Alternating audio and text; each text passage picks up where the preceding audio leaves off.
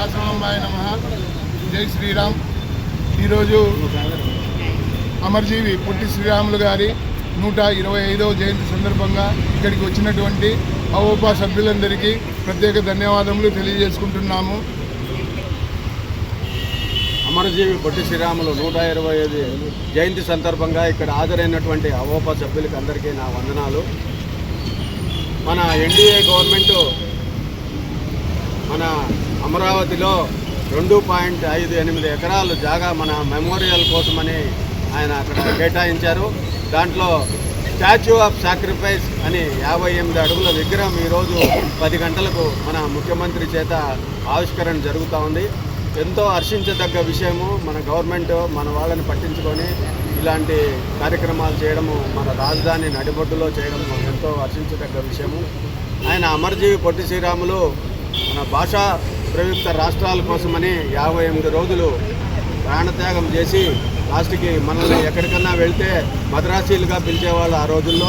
అలాంటిది మనకు linguistic states అంటే లాంగ్వేజ్ ఎవరెవరు ఎక్కడెక్కడ ఒక్కొక్క లాంగ్వేజ్ ఉన్న వాళ్ళందరినీ ఆంధ్రప్రదేశ్, కర్ణాటక అట్లా డివైడ్ చేయడము ఎంతో ఆయన ఆ కృషి వల్లనే ఈరోజు అది సాధించగలిగాము.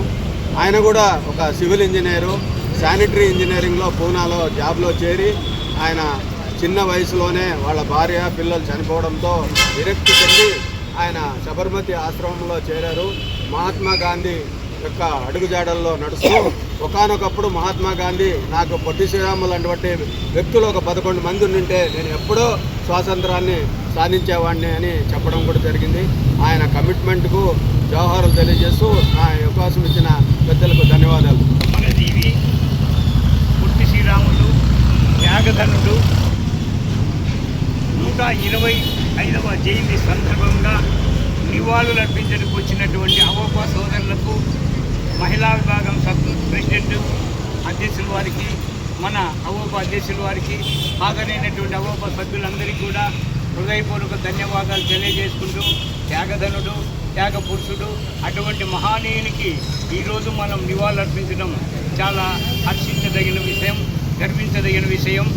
125వ జయంతి జరుపుకోవడం చాలా సంతోషంగా ఉంది. అందుకనే మన కేంద్ర ప్రభుత్వము, రాష్ట్ర ప్రభుత్వం కలిసి అమరజీవి పొట్టి శ్రీరాములు విగ్రహాన్ని మన రాజధాని అయినటువంటి అమరావతిలో ఏర్పాటు చేస్తున్నారు.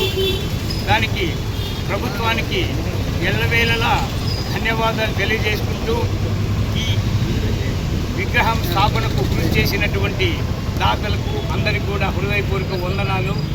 ఆయన 58 రోజులు నిరాహార దీక్ష చేసినాడు కాబట్టి 58 అడుగుల పొట్టి శ్రీరాములు విగ్రహాన్ని స్థాపించడం ఈరోజు జరుగుతుంది.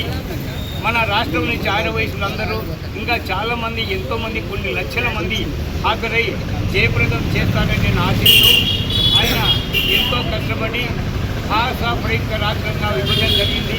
ఎన్నో కష్టాలున్నా, ఎన్ని అడ్డంకులున్నా కానీ మన రాష్ట్ర విభజన చేసి తెలుగు రాష్ట్రాలు ఈరోజు మన ఆంధ్రప్రదేశ్, తెలంగాణ రాష్ట్రం విడిపోయినా కానీ మొత్తం రాష్ట్రానికి భాషా ప్రయుక్త రాష్ట్రంగా ఏర్పాటు చేసినటువంటి అమరజీవి పొట్టి శ్రీరాములు గారికి నివాళులు అర్పించుకుంటూ హాజరైన అందరికీ కూడా, సభ్యులందరికీ కూడా ధన్యవాదాలు తెలియజేసుకుంటూ నాకు ఈ అవకాశం ఇచ్చినటువంటి మీ అందరికీ కూడా ధన్యవాదాలు.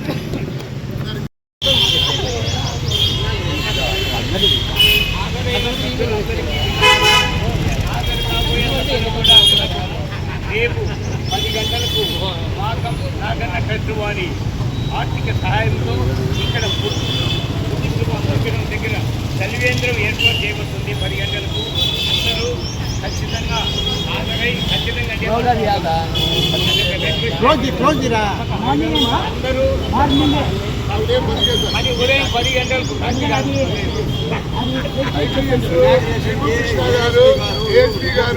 వస్తున్నారు. రేపు ఉదయం అయితే రాగలడం వల్ల మనము ఈ రోజు ప్రోగ్రాంలు రేపు ఉదయానికి మార్చుకోవడం జరిగింది. కాబట్టి రేపు ఉదయం 10 గంటలకు అందరూ రావాల్సిందిగా కోరుతున్నాను. ఈ రోజు కంటే రేపు ఎక్కువ సంఖ్యలో హాజరై మన బలం చేసుకోవడానికి దగ్గర కూడా చాలా మంది వచ్చిన రాజవయసులు అనేది అనిపించుకోవాలంటే అందరూ వాట్సాప్ పెడతాం, ఫోన్ చేస్తాం, తప్పకుండా రండి. ఇదే మా యొక్క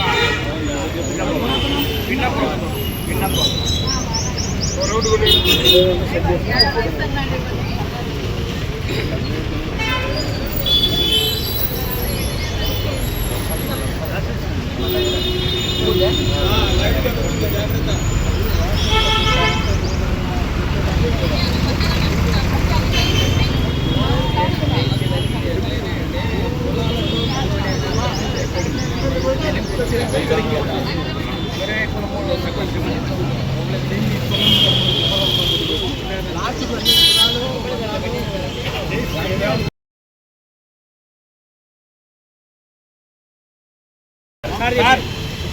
శ్రీరామనవమి 27వ తారీఖు ఉంది.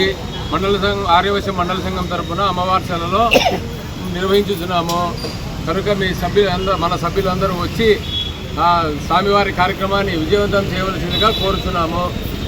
ఇంకా మీకు ఎవరైనా కళ్యాణోత్సవంలో పాల్గొనాలనుకున్న ఆసక్తి ఉంటే మా సార్ గారికి చెప్పిన కదా మేము వారికి ముత్యాల తలంబరాలు కానీ కళ్యాణం కానీ ఇంకా పూలదాత అవి ఉన్నాయి కార్యక్రమాలు. ఏమైనా కావాలంటే సార్ని అడిగి చెప్పండి. ఓకే, నాకు ఈ అవకాశం ఇచ్చినందుకు ధన్యవాదాలు.